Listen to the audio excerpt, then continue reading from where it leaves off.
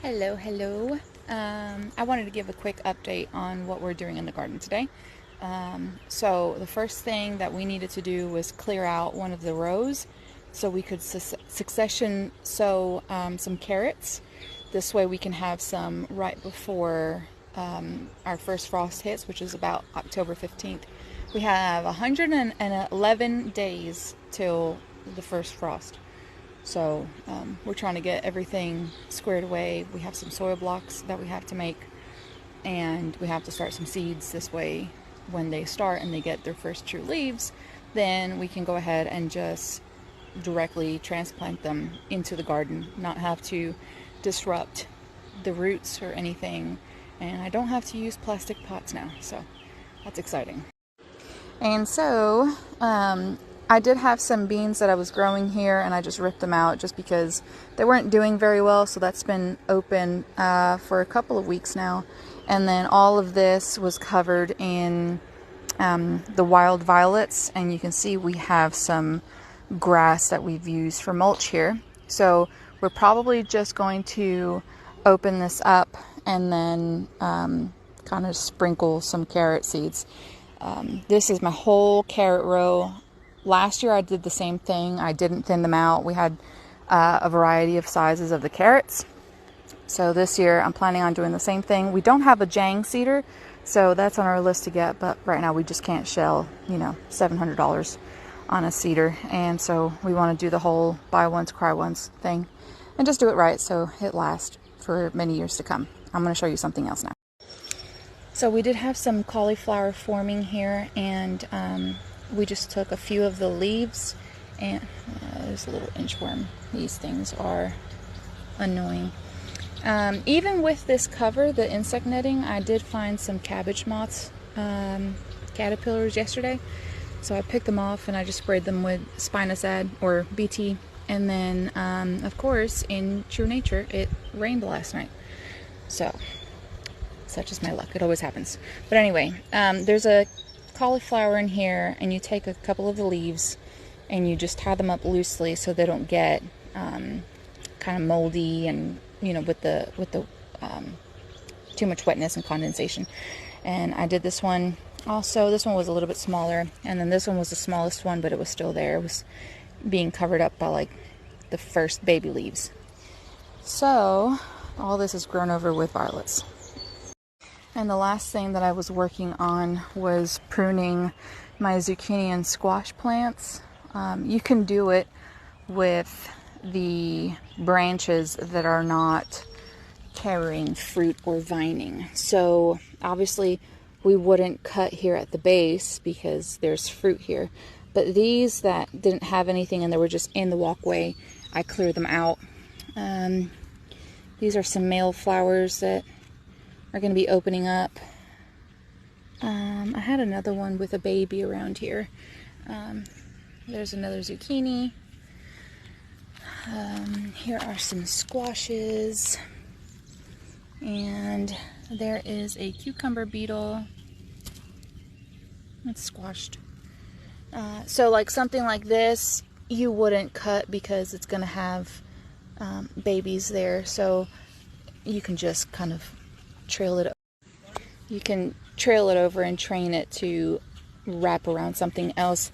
Obviously, I don't want it to be climbing up on my pepper plants, because then the weight of the zucchini and squash plants and pumpkins will knock the plants over. But I cleared the majority of this path and on the other side because they were starting to climb over to my my onions, and obviously you don't want that either. But see how this one has a baby here? You wouldn't cut that main stem.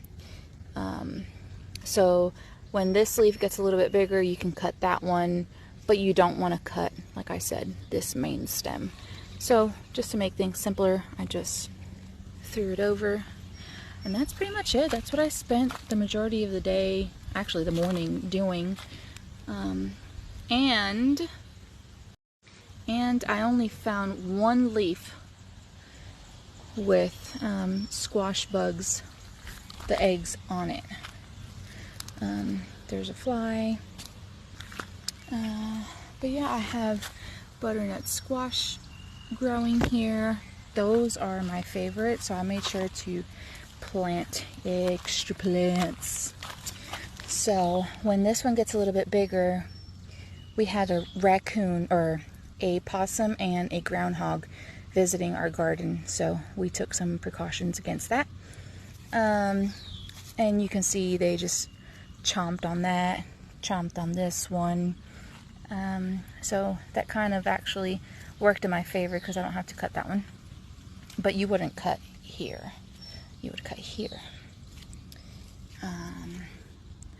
But yeah, down there I have my calabazas growing, and I can't. So here is one of my Roselle Jamaican hibiscus plants. Here's that little nasturtium plant that I thought was not going to make it. But clearly she defeated the odds. Yesterday I picked a light yellow one with the burgundy on the inside for my little girl, and she had never tasted them before, so she took a couple of bites and she said, spicy, I like it, which was surprising. But here is a bottom view of the garden. And here is, hello lightning bug. Here is the calabaza climbing up, which I'm glad she's climbing up because I don't want to step on her. But here she is in all her glory. And then in here I have the tromboncinos.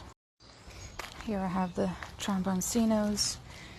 There's one, there's two here, and then that's a little cantaloupe. There's some fruit plants here. And then here is my other tromboncino. So she's just going to be mixed around. See, this is what I was saying.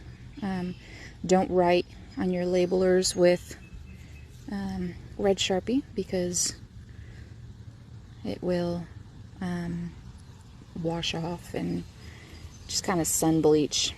So I'm getting biting ants, or biting flies on my legs, and it's not fun. But this is the arch where little mama calls the rainbow. And here, dun dun, here is a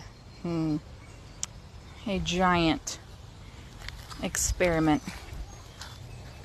You can see.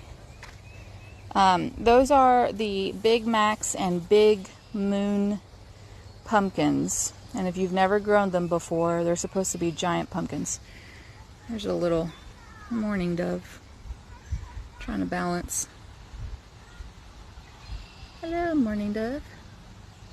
We actually had a cat this morning come and scoop one up.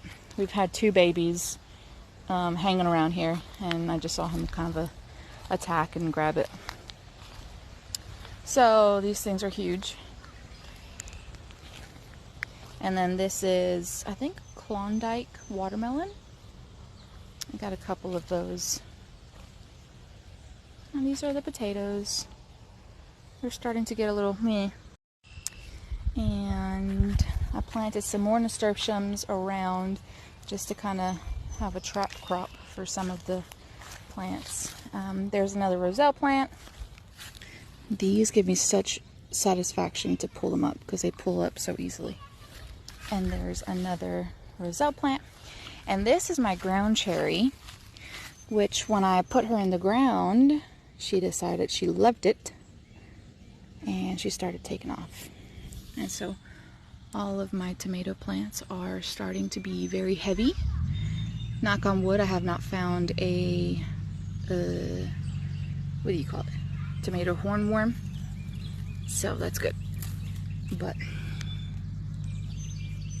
anyway, I'm pulling some weeds while I go around the garden. These plantain roots, man, they're pretty gnarly.